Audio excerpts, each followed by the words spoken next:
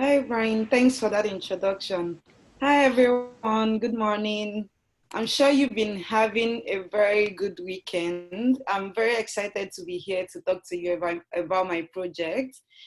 So the nature of science, like we all know, is all encompassing. Nature of science is applied in all fields of engineering, mathematics, agriculture. And for mine, it's about improving the flavor content in tomatoes. Whenever I talk about this, the reaction that I get is, wow, it's high time the flavor of tomatoes gets improved. Okay, so like Brian mentioned, my name is Modesta Abugu. I'm a graduate student at the Horticultural Science Department, University of Florida. And before I go into my topic, I would love to talk a little bit about what I do. So I was born in Nigeria, and my mom is a smallholder farmer. So we used to have a farm. And since then, I've been really fascinated about farming. So that was what pushed me into starting my master's program in plant breeding. So like I said, I'm doing a plant breeding research on improving flavor in tomatoes.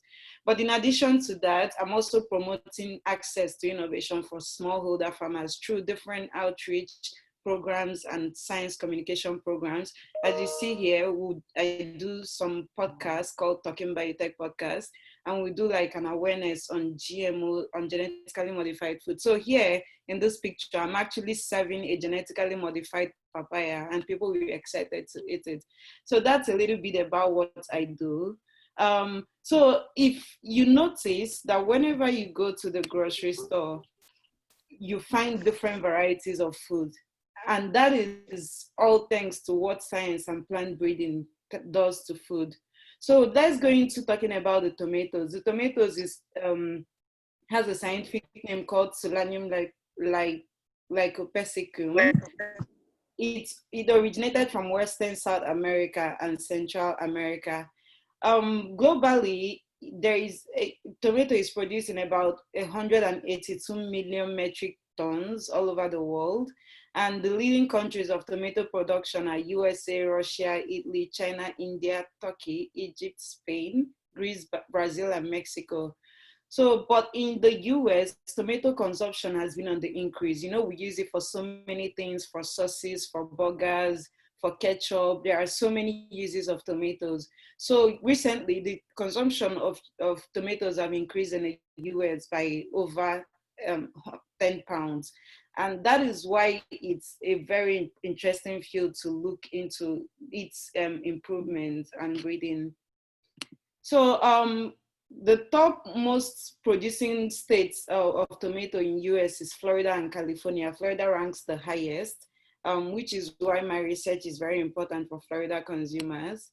And so here I would like to talk about how science has improved tomatoes. So if you go to the grocery store, you happen to see the tiny fruited species of tomatoes, the big sized ones, the yellow colored ones. All of those things is due to the work of science, the work of plant breeding. So in the past, breeders have been focusing on improving the initial tomato that we used to have used to be like a very tiny fruited tomato, the early tomato. It's called the white variety. It used to be very, very tiny, and it used to have a very good flavor. But over time, breeders have been improving some other traits in tomatoes, like they've been trying to increase the size, to improve the shelf life, to improve its tolerance to droughts and diseases. And that is what brought about the different sizes, the big sizes of tomatoes that we have now. So you may wonder, when you go to the grocery store, you may wonder, why is it that the tomatoes you buy at the grocery store, they are so tasteless? I don't know if we have any farmers here, but like, if you grow tomato in your garden and if you buy in the grocery store, you realize that the ones from the grocery store are like usually like almost bland in taste when compared to the one that you harvested from your garden. So there are various reasons for this, and the reason is because of what I explained initially. Breeders have always focused on traits that will give them economic gain. Those traits are like shelf life, yield. So if people see big size uniform tomatoes, they will buy it more than the small sized ones. So in the process of breeding for these traits that will bring economic gain, the flavor traits were ignored. So it was not a priority during the early times of tomato breeding. So these traits that were negatively selected, it happened that consumer panel have shown that actually no, we just don't want those big size tomatoes anymore. We also want tomatoes that taste good. So there are so many research that brought about this recognition that consumers actually prefer good tasting tomato to even the big sized ones because they use it for burgers and salads and everything. So you may wonder, where does tomato flavor come from? Well, it's a very complex trait. And when I said breeders ignored the flavor traits, it was not intentional. They did not breed for flavor because there is a lot of complexity around breeding for tomato flavor. And so there are so many things that make up tomato flavor. It comes from an interaction between the sugars. These are natural sugars this time. Natural sugars present in tomatoes, the natural acids in tomatoes, and the volatile compounds. All of these are produced inside the tomatoes before the ripening, during the ripening stage. So the sugars that are present in tomatoes are mostly the glucose and fructose. The acids present are mostly the malic acid and citric acid. The volatile compounds, they are the flavor compounds that carry the fruit's aroma. So it's a combination of all of these compounds that bring about whatever desired taste that we see in tomatoes. So there are about 400 volatile compounds present in tomatoes, but out of these 400, only 25 to 30 of them make important contribution to the fruit flavor. So, but then how do we perceive these tomatoes? These are examples of some of the volatile compounds. These are very complex structural formulas. We'll not go into that, but there are lots of them, and scientists are beginning to study the way they look, the roles that they play, and how they make contribution to tomato flavor. So these volatile compounds, humans, when you eat your tomatoes, you taste the sugars and the acids in the mouth. Like when you take a bite, you taste, you're gonna taste whether it's sugary or whether it's sour or acidic. You taste it in the mouth. But for the flavor volatile compounds that we talk about, it's perceived in two ways. One of the ways is orthonasal olfaction. So this is the odor that is perceived when food is inhaled through the nose. So when you have your tomatoes and you're about to take a bite, or like you perceive it in the nose, there is some flavor that comes into your nostrils. That is called orthonasal olfaction. While retronasal olfaction is when you take a bite of the tomatoes and you chew it and you're about to swallow it, you realize that there is some flavor that comes with you trying to swallow whatever you're chewing. That is retronasal olfaction. So scientists have realized that it is the retronasal olfaction that makes the most important contribution to tomato flavor. And that is why the focus of my work is to improve the volatile compounds that are responsible for the retronasal olfaction. So now, because over time, like I said earlier, breeders realized that over time flavor traits were ignored. They started studying to find out, okay, so what are some of these traits that were selected against during the early times of tomato breeding? So they identified some genes and some version of genes that make important contribution to tomato flavor compounds. So when they compared it with the wild tomato types, like I mentioned earlier, they realized that, so this wild tomato varieties has this flavor traits, while the modern ones, which have been improved, they don't have the flavor traits. So what we are doing now is to find a way to bring back this wild tomato to bring back these flavor traits back to tomatoes. So some of those missing genes have been identified and the contribution to tomato flavor is known.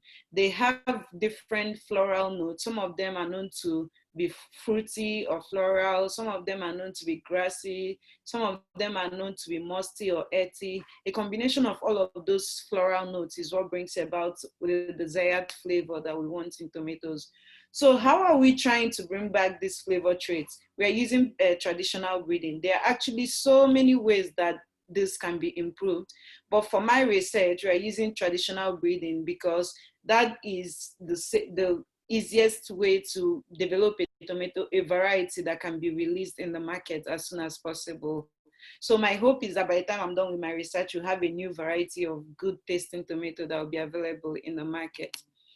So how are we using traditional breeding to do this? In this picture, you could see this is actually my advisor, Dr. Harry Clay. He's the person in charge of this project. So he is crossing two different tomato varieties together at the greenhouse. So how we are doing it is bringing the wild tomato variety with a good flavor and the modern tomato variety with a poor flavor, and we are crossing it together in the field. But then this takes years and years and years to keep crossing and crossing. So to help us identify the progress that we've made in the crosses, we are using molecular markers to facilitate the breeding. So molecular markers are like DNA fragments that helps you to track genes and alleles in a plant. So that molecular markers tells us, okay, so this flavor trait has this particular genotype. So because we are looking for that genotype, we're only going to focus on the species, on the varieties that has that genotype, and that is what we're going to select for the next breeding system. So far, this research started about 5 years ago, actually. So far, we have crossed four different heirloom varieties, four different wild type varieties with modern varieties. And we have been backcrossing them with each other so that even though that we are looking for a specific flavor trait, we don't want other desired traits that the modern variety has, like the yield and the shelf life and the disease resistance. We don't want it to be lost in the process. So that is why we are backcrossing it back to the modern variety, so that at the end of the crossing scheme, all that we'll have is like just the flavor, only the flavor genes that we're interested in progress into the modern variety. So after crossing in the greenhouse, we collect the seeds, we develop the seedlings afresh, then we transplant it in the field. And after transplanting, because we have to analyze the different environments. So it's possible that we are able to introgress those flavor genes in the greenhouse. Meanwhile, in other environments, it's not working well. So we try to do this trial in both in the greenhouse and in the field. So we transplant the seedlings that we have developed in the field. And when we collect the fruits from the field, we analyze for these volatile compounds. How we do it is that we try to harvest equal number of fruits from the field. We cut them in halves and chop them in pieces, and we run them through this this this volatile tube. So it's a pressure tube that helps to extract the volatile chemicals and measures their quantity. So there's a machine, an equipment called the gas chromatography with FID detector. That is what measures the ratio of the volatile compounds. So this is what tells us if those modern varieties have had those volatile compounds introgressed or not. So, but then we don't stop at this chemical analysis. The chemical analysis tells us, okay, this volatile that we are interested in, we have it now in this modern variety. We go as far as having consumers to actually test this variety. So actually we conducted one last week, and what we do is we give them the improved variety and give them the unimproved variety and be like, okay, can you identify a difference in taste between these two varieties? If they can tell a difference, we'll ask them, okay, which one of them do you prefer out of these two varieties?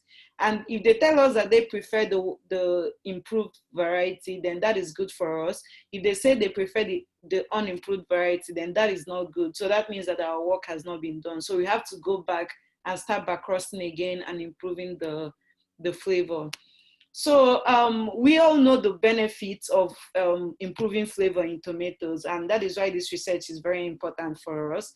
It will make a difference in the way we enjoy our salads, enjoy our burgers. It will even play a very big role in enhancing nutrition, because we know children don't eat fruits and some vegetables because it tastes sour or bitter in some cases. So we know if we have a better tasting tomatoes, that we'll have more kids eat fruits, eat vegetables, that will also be very good for nutrition. So our hope is that we will be able to boost the flavor of tomatoes so that it can contribute a lot to the nutritional preference of people, consumers in the United States. So thank you so much for giving me the time. I'm very happy to be here with you all. I'll be happy to take questions if you have any at the end of the talk. Thank you so much.